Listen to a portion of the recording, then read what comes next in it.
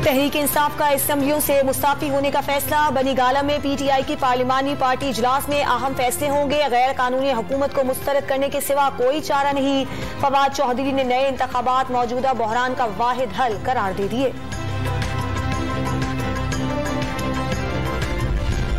मेंबरान कौमी असम्बली के इस्तीफों का एक तरीकाकार है। ये नहीं होता कि इस्तीफे दे दिए और मान लिया, जब सारे इस्तीफे देंगे तो फिर देखेंगे। रहनुमा नून लीग अयाज सादिक का रद्द अमल। तहरीक इंसाफ को आइन का ख्याल है तो इस्तीफा नहीं देंगे, खुर्शीद शाह का मशवरा।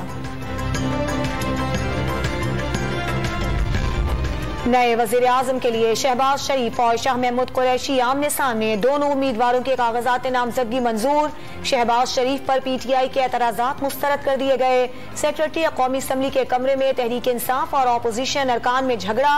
हुकूमत बनी नहीं और धांधली का आगाज कर दिया। शाह महमूद कुरैशी का इल्जाम।